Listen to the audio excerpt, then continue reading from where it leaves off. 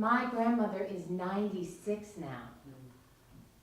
And for about the last 10 years or so, she hasn't really been remembering things or being as present as she used to be. My mother found this as a perfect opportunity to de-bling her. She got rid of all of her tight dresses and her fancy shoes and put her in lovely pantsuits of beige and gray and black. She got rid of the mirrored bar in the corner of her apartment and put in its place a lovely beige couch. My mother encased my grandmother in beige. You know, I have 2 daughters, and I wonder what they're going to do to me when I get to that point. I mean, I have this one daughter who's Zoe, who's 17, who's tall and beautiful with long blonde hair, and she's funny as anything. You know, we were just buying shorts the other day, and it was a huge dilemma. Mom, it is so hard for me to buy shorts. They're so big in the waist and so short. So hard being so thin and so tall.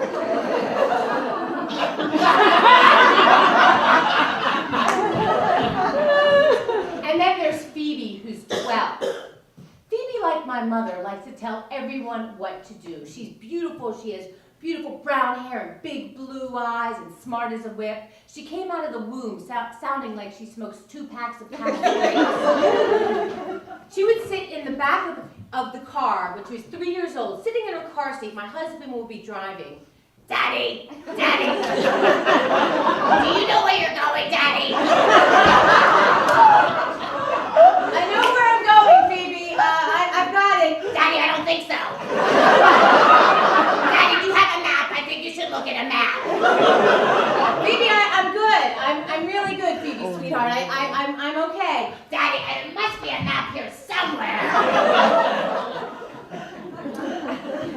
So there's this game. It's like a card game with questions on it, and one of the questions is, which of your children would you like to take care of you when you get older? Now, it's a hard choice because they have their pros and their cons. I mean, you know, Zoe would come in looking beautiful, give me presents, have hilarious stories to tell me, but she'd leave because she didn't have the time. Where Phoebe would probably take care of me, but she would be mean about it. Mom, do I really have to change your diaper again? Jesus Christ, Mom, how many times does an old lady poop? Now, me being the idiot mother that I am, I told them this.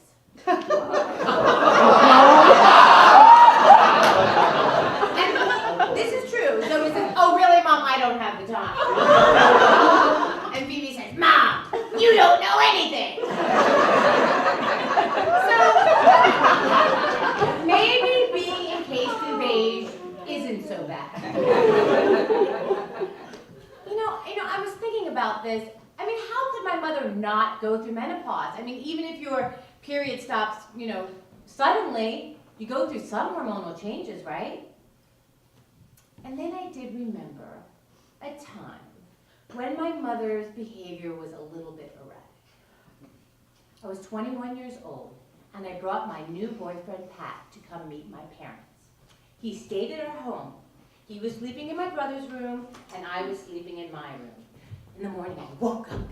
I went into his room. I got into bed with him. I was on top of the covers. He was under the covers. We were fully clad in pajamas. There was light streaming through the window. My mother enters the room, sees us. You're trying to shock me! And leaves. I get out of bed.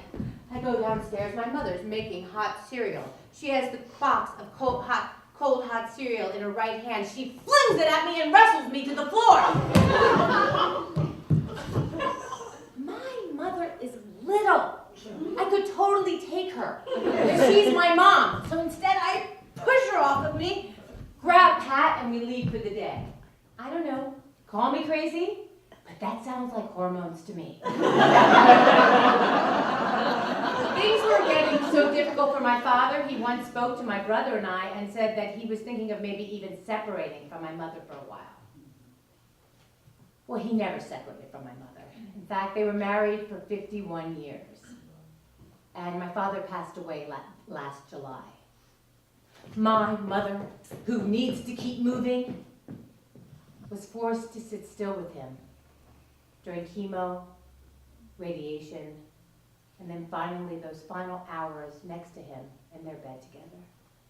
My mother, who loves to tell everyone what to do, "Don't you die on me, George!"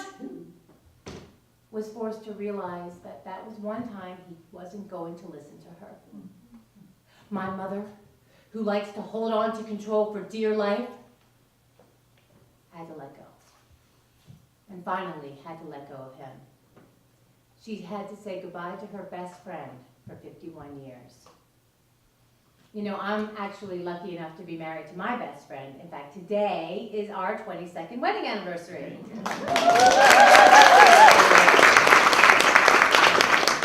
And we met 27 years ago. I was living in Washington, D.C., and my roommate, I was a junior in college, and my roommate told me that her two friends, Pat and Mark, who were riding their bikes around Europe, were coming to stay with us for a while. She and Pat had a thing going on. And she said, "You know, you and Mark are perfect for each other. He's eccentric, you're eccentric." So Pat and Mark enter our apartment, and Mark is this tall, blonde, Germanic fellow, completely not my type.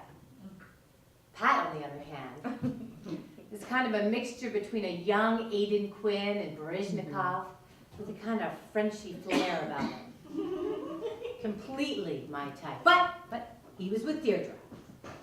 So Mark and I drank a lot of tequila and checked it out. But finally he left. Pat and Deirdre decided they just wanted to be friends. So he left Deirdre's bedroom and started sleeping on the rust-colored corduroy couch that was giving him lines on his face.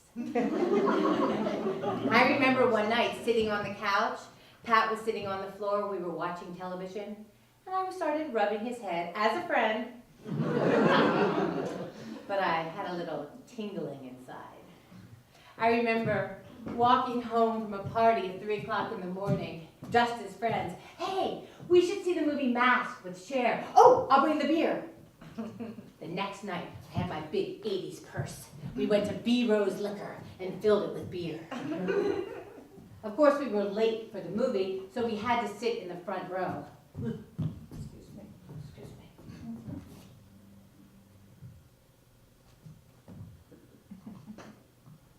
As we watched the movie,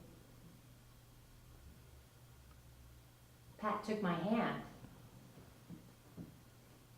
I didn't know if he was being friendly or if he was being friendly. After the movie, we went outside. Pat looked at me and he kissed me.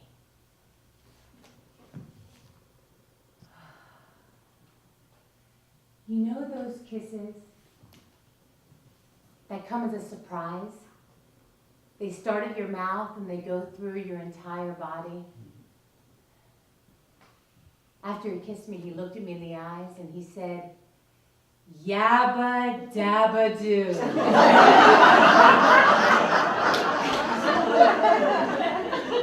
I couldn't have said it better myself. You know, there is something about being with someone since you're 21 years old, this aging thing, because when he looks at me, I still think he sort of sees a 21-year-old girl. I mean, when I look at him, I see a 27-year-old young man. And in the 27 years that we've been together, he's never commented on my weight, even though I gained a lot of weight during pregnancy, and he's never said anything negative about my looks. However, when we were living in Phoenix, Arizona for a little while, he did say to me one day, "Mary, it's time you go to the gym." The gym. I mean, I hadn't worked out since Tackle the Cow. But I said, okay. So we went to Lean One in Phoenix, Arizona. We entered the gym. I'm petrified they're going to start a kickball game and start picking sides. And of course, I'm gonna be the last to be picked. But I looked around, and people were on the Stairmaster, on the treadmill, lifting weights, all while wearing skimpy spandex outfits that went up their butt. I got on this Stairmaster. I realized that I actually like working out. I even like the treadmill. And lifting weights.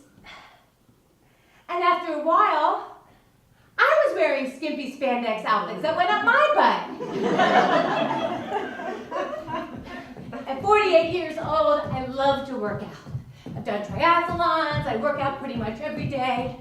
Sometimes when I'm running, I have this fantasy that if I run fast enough, I'll have control over this aging thing. It won't catch up to me. It's close behind, but if I keep going faster and faster and faster, I can outrun it. But, as we know, it's not true. And I'm at this new phase in my life. I have no idea what it means. I mean, am I going to retreat like my grandmother? Am I going to explode like my mother? I have no idea. I'm just gonna ride it out.